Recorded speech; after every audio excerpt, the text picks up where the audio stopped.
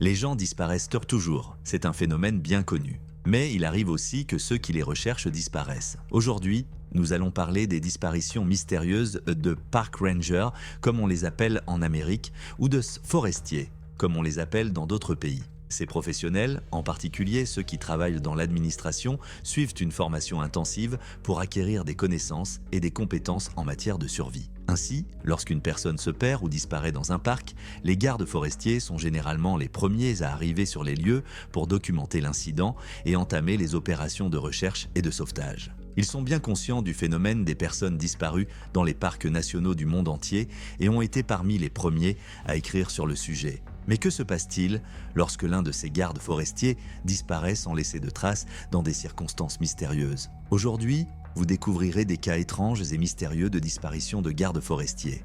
Et la meilleure chose que vous puissiez faire est d'aimer la chaîne et de vous y abonner.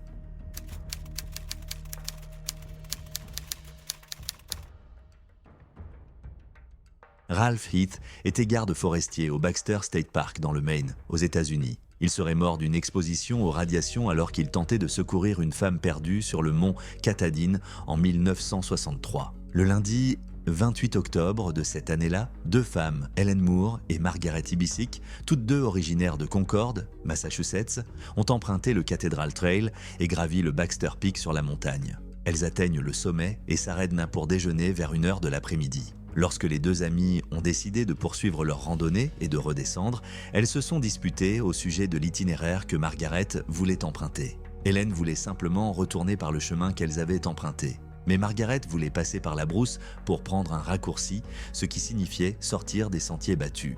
Hélène savait à quel point c'était risqué. Bien que Margaret ait plus d'expérience en matière de randonnée, elle pensait que ce serait dangereux et n'a pas accepté de suivre l'itinéraire de son amie pour lui permettre de faire ses propres erreurs en suivant son propre chemin. C'est une décision qu'elle regrettera plus tard. Margaret, quant à elle, pensait prendre un raccourci et riait des avertissements de son amie. Elles se séparent en convenant de se retrouver à l'étang. Lorsqu'Hélène arriva à sa destination finale et vit que Margaret n'était nulle part, elle décida d'attendre, mais elle était très inquiète. Elle fut agréablement surprise d'entendre que son amie avait réagi et commençait à revenir vers elle, alors qu'elle lui avait demandé de l'aide. Margaret a crié qu'elle n'était pas blessée, mais qu'elle était coincée sur un terrain dangereux et incapable de poursuivre son voyage de retour, et elle a supplié Hélène d'aller chercher de l'aide. Hélène se dirige alors vers la station des gardes forestiers et rencontre le garde forestier Ralph Heath, qui est en train de déjeuner. Elle lui explique la situation et Ralph se rend immédiatement compte du danger de la piste et de la gravité de leurs problèmes. Il a remercié sa bonne étoile, du moins dans son esprit, qu'il ne neigeait pas. Du moins, pas encore, car il se souvenait qu'à cette époque de l'année, la neige recouvrait les montagnes pendant des semaines. Ralph a suivi Hélène jusqu'au sentier, a crié à Margaret et lui a dit d'une voix très calme et très claire de lui indiquer où elle se trouvait et de ne pas essayer de bouger ou d'aller où que ce soit, car il savait que cela pouvait être dangereux. Les secours étaient en route. Ralph savait que la situation pouvait passer d'effrayante à mortelle en quelques secondes à mesure que le vent se levait. Il doit agir rapidement. Il ramène Hélène au poste de garde forestier et prévient par radio son supérieur Hyland Taylor qu'un randonneur est bloqué au sommet de la montagne. Ralph Heath était un homme courageux et il n'était certainement pas du genre à craindre les ennuis. Il a servi pendant la Seconde Guerre mondiale et a été libéré avec les honneurs. Cependant, un incendie dans sa maison a détruit tout ce qu'il possédait, à l'exception des vêtements qu'il portait, y compris ses papiers de démobilisation. Il a été réengagé pour la guerre de Corée avant que quiconque puisse confirmer qu'il avait déjà été libéré et qu'il avait terminé son service pour le pays. Ralph n'a cependant pas hésité à servir uniquement parce que sa femme a décidé qu'elle ne voulait pas s'occuper d'un autre déploiement, en particulier d'un déploiement qu'il n'avait pas à faire, et a demandé le divorce. C'était un homme qui cherchait la solitude et la paix dans sa vie après toute cette tragédie et ce chagrin d'amour. Il aimait son travail de garde forestier et la beauté des montagnes.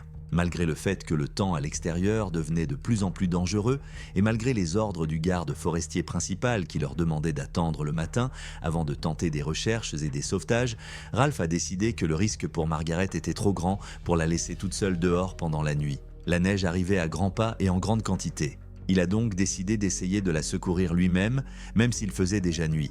La température avait également chuté. Il emprunte un sac à dos à Hélène et le remplit de choses essentielles comme de la nourriture, un sac de couchage, de l'eau, une veste et des vêtements de rechange. Il a également pris 30 mètres de corde et, à 11h du soir, il s'est lancé seul sur le sentier. 5 heures plus tard seulement, à 4 heures du matin, il retourne auprès d'Hélène.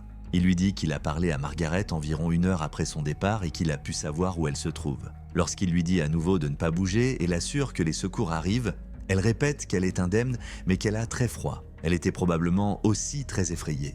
Il a dit à Hélène que Margaret se trouvait près d'une chute d'eau et qu'il ne pourrait pas l'atteindre sans plus de cordes et plus de personnes. C'était une zone que même les grimpeurs de glace considéraient comme dangereuse et traîtresse. Ralph était également très préoccupé par le fait que Margaret refusait d'attendre de l'aide et était déterminée à trouver son chemin toute seule, craignant de mourir de froid avant que quelqu'un ne puisse la secourir. Après avoir rassuré Hélène et lui avoir expliqué ce qui se passait, il contacte son supérieur et l'informe. Taylor dépêche le garde forestier en chef, 2 autres gardes forestiers et le garde-chasse en chef. À 6 heures du matin, le mardi 29, une pluie verglaçante commence à tomber et le vent se lève brusquement. Ralph Heath prit son petit déjeuner et fit part de ses projets à Hélène. Il allait remonter le ravin depuis Chimney Pond, escalader la falaise principale et atteindre la cascade où il rassurerait la femme. Et s'il ne parvenait pas à s'échapper lui-même, au moins, elle ne serait pas effrayée et seule.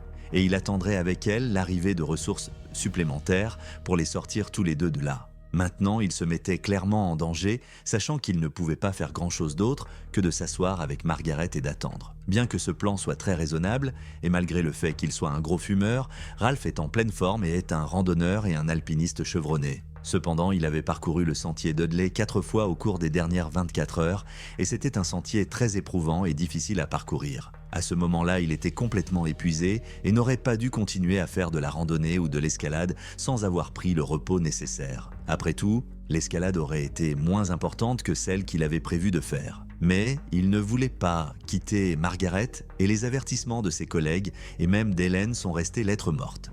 Ralph a atteint Hélène juste au moment où l'ouragan Jenny a touché terre. Le sergent des gardes forestiers a également fait une randonnée jusqu'à Chimney Pond et a rapporté que lorsqu'il a atteint l'étang, il faisait nuit noire et les vents soufflaient comme des coups de vent. À midi, même les jeeps ne pouvaient pas atteindre le point de départ du sentier. Il avait déjà neigé environ un demi-mètre et la neige continuait à tomber rapidement. Il a même rapporté qu'à mi-chemin de la montagne, ses vêtements avaient gelé et s'étaient littéralement fendus au coude. Le manque de visibilité, dû au vent impitoyable, sans parler de l'état de ses vêtements, l'a contraint à rebrousser chemin vers la montagne. Il a dit qu'il savait que Ralph et Margaret étaient en très grande difficulté. Le lendemain matin, mercredi 30 octobre 1963, le chef David Priest est retourné à Roaring Brook et a mis en place ce que nous appelons aujourd'hui un centre de commandement des opérations avec au moins 35 personnes travaillant en permanence.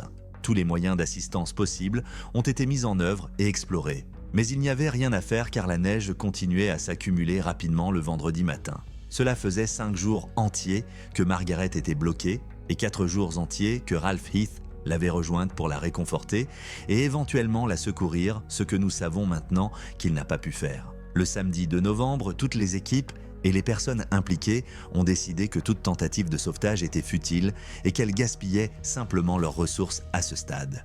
Monsieur William Lowell Putnam III était l'un des alpinistes les plus expérimentés du pays à l'époque et assistait les sauveteurs depuis le vendredi. Finalement, le dimanche 3 novembre, il a déclaré qu'il pensait que Ralph et Margaret étaient probablement morts le mardi et a répété que ce serait un gaspillage de ressources que de poursuivre cette randonnée impossible pour tenter de les sauver. Ce n'est que près de 6 mois plus tard, en avril 1964, que le corps de Margaret a été retrouvé et qu'il a finalement pu être descendu de la montagne et renvoyé chez lui. Cependant, même à ce moment-là, des sels chimiques ont été nécessaires pour faire fondre la glace afin d'éviter d'endommager le corps, et le sauvetage a duré 3 jours de plus. L'autopsie a révélé que Margaret avait été gravement blessée et qu'elle n'aurait pas survécu plus de quelques heures en raison de l'importante perte de sang. La cause officielle de son décès est l'exsanguination. En d'autres termes, elle s'est vidée de son sang. 2 semaines plus tard, le 15 mai, le corps de Ralph a finalement été retrouvé. Curieusement, il a été retrouvé à une altitude d'environ 120 mètres au-dessus de l'endroit où Margaret avait été retrouvée.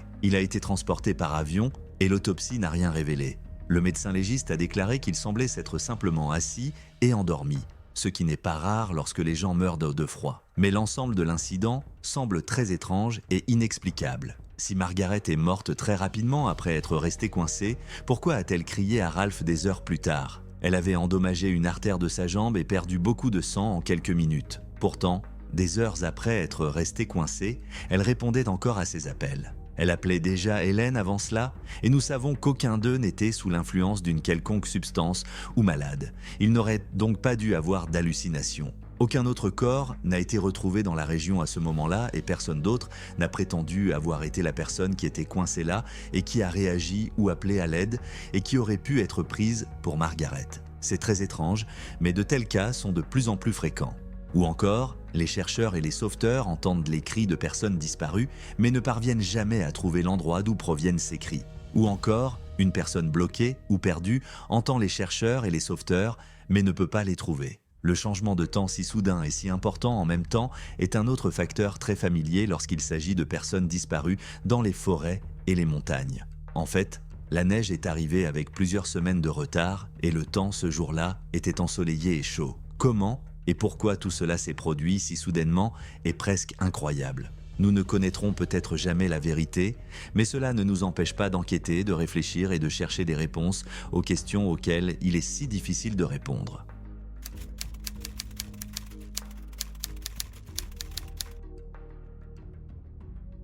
En juillet 1996, le ranger James Randy Morganson travaillait à Kings Canyon dans le parc national de Sequoia. Il est le plus ancien ranger de la High Sierra avec 28 ans d'ancienneté. C'est ce jour-là, le 21 juillet, que Randy a chargé son sac et est parti pour sa patrouille de routine dans sa station. Il avait 64 ans et était en parfaite santé. Certains de ses collègues le croyaient les mêmes invincible et à l'abri des dangers du métier. À l'aube, il est parti en patrouille près du lac Bench sans rien emporter d'autre qu'un vieux bâton de ski qu'il utilisait comme bâton de randonnée. Malheureusement, personne ne l'a revu ni n'a entendu parler de lui depuis.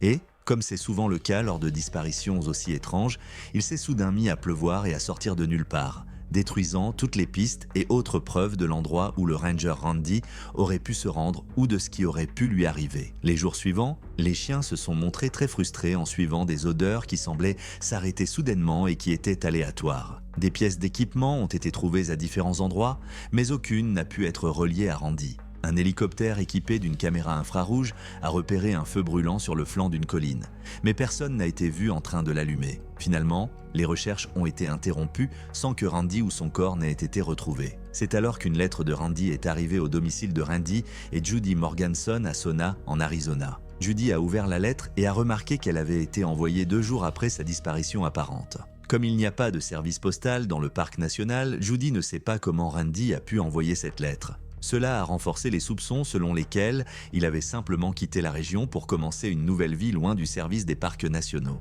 13 jours après le signalement de la disparition de Randy, au début du mois d'août 1996, les recherches officielles, auxquelles participaient des hélicoptères, des maîtres chiens et des dizaines de bénévoles, ont été interrompues. Aucune trace de Randy n'a été retrouvée, pas même ses empreintes de pas. Finalement, en juillet 2001, 5 ans après l'arrêt des recherches, un membre de l'équipe du California Conservation Corps, âgé de 19 ans, s'est égaré sur le sentier et a trouvé les restes de Randy. Le travailleur a trouvé la nouvelle preuve près d'un ruisseau dans les gorges du drainage de Winnipeg, très près des limites extérieures de la zone de recherche, en dessous des bassins de la chute d'eau. Les gardes forestiers ont été appelés pour effectuer des recherches et ont rapidement trouvé une chemise déchirée à laquelle était attaché un badge de Morganson ainsi qu'un sac à dos muni d'une fermeture éclair et une botte.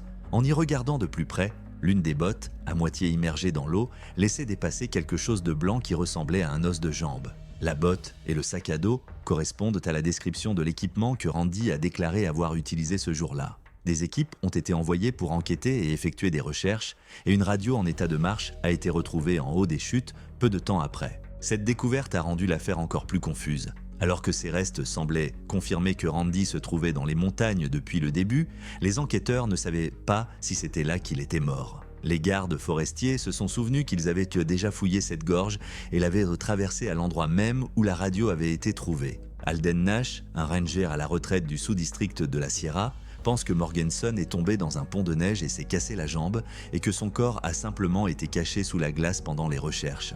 Étonnamment, lors de la tentative de sauvetage en 1996, Judy, la femme de Randy, a rêvé d'un homme mort flottant dans le lac. Eric Blem, l'auteur du livre sur la disparition de Randy Morganson, a déclaré qu'il ne croyait pas qu'il s'agissait d'un accident. Selon lui, Randy a peut-être voulu faire semblant de mourir au travail pour que Judy, qui était encore sa femme à l'époque, reçoive une aide du gouvernement, ce qui n'est pas garanti dans le cas d'un suicide. S'il a voulu faire croire qu'il s'était passé quelque chose, il a réussi son coup. Après toutes ces années, il est impossible de dire exactement ce qui s'est passé. Le service des parcs nationaux a donné le nom de Randy Morgenson à l'un des sommets. Ce mont Morgenson non officiel est situé à l'ouest du mont Russell, à un demi-mile de celui-ci, et juste au nord du mont Whitney.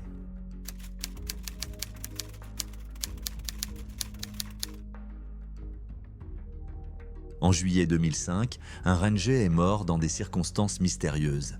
Jeff Christensen effectuait une patrouille de routine dans l'arrière-pays lorsqu'il a perdu pied et est tombé de Mummy Ridge dans le parc national de Rocky Mountain dans le comté de Larimer, au Colorado. Les recherches ont duré un peu plus d'une semaine et, le 6 août 2005, le ranger a été retrouvé par un touriste. La cause officielle du décès est une fracture du crâne temporal gauche qui a entraîné un hématome sous-dural. On dit que le garde forestier a perdu pied et qu'il est mort d'une chute accidentelle tragique. Il ne travaillait que depuis 4 ans et ses parents lui survivent. Une personne ayant au moins 4 ans d'expérience peut-elle mourir de quelque chose d'aussi simple ? Se pourrait-il qu'il y ait quelque chose dans nos parcs nationaux et nos forêts qui s'en prennent aux gardes forestiers ? Peut-être y a-t-il quelque chose ou quelqu'un qui veut détruire les personnes qui peuvent aider et éventuellement sauver d'autres personnes qui sont tentées d'être détruites par ceux ou ces mystérieux prédateurs. Une autre histoire tragique est celle d'un garde forestier qui a mystérieusement disparu dans l'exercice de ses fonctions et dont on n'a plus jamais entendu parler. Paul Fugat était connu comme un rebelle. Il a vécu pendant des semaines dans une petite maison en Torchis sur le territoire du monument. Il était naturaliste et effectuait de petites tâches, comme répondre aux questions des visiteurs et rédiger des guides de randonnée. Paul travaillait à l'origine dans un monument Navajo en Arizona, mais il a rapidement été muté après que l'un de ses superviseurs a fait des commentaires sur sa paresse et son apparence négligée. Apparemment, ce superviseur a admis dans un rapport ultérieur qu'il était ennuyé de ne pas pouvoir techniquement licencier Paul, et qu'il détestait les hippies qui venaient travailler au monument. Paul a été accusé d'avoir volé des biens de l'État lorsqu'il a emporté du foin pour le cheval de sa femme. Il avait une relation ouverte avec sa femme et couchait avec plusieurs femmes qui étaient de ses collègues de travail. Cela a duré un certain temps. Avant de quitter son poste ce jour fatidique, il a laissé des instructions au seul employé qui y travaillait, indiquant que s'il ne revenait pas à une certaine heure, il fermerait sans lui. Il est ensuite parti en direction d'un terrain que le parc était sur le point d'acheter et qui avait été entouré de problèmes en raison d'un conflit avec la tribu Apache locale concernant l'achat de 400 acres de terrain. Personne ne sait où il a pu aller et aucune trace de lui n'a été retrouvée. Ces histoires nous font réfléchir à ce qui se passe réellement dans les zones sauvages de nos parcs nationaux. Malgré leur formation et leur connaissance approfondie, les gardes forestiers sont confrontés à des dangers et à des incertitudes qui peuvent conduire à des événements aussi tragiques. Ces mystères laissent de nombreuses questions sans réponse auxquelles nous ne pourrons peut-être jamais répondre. Si vous avez vos propres théories, ou si vous souhaitez partager vos propres histoires, veuillez laisser un commentaire sous cette vidéo. C'est tout pour l'instant. N'oubliez pas de vous abonner à la chaîne et de l'aimer, votre soutien est très important. Prenez soin de vous et de vos proches, et à bientôt.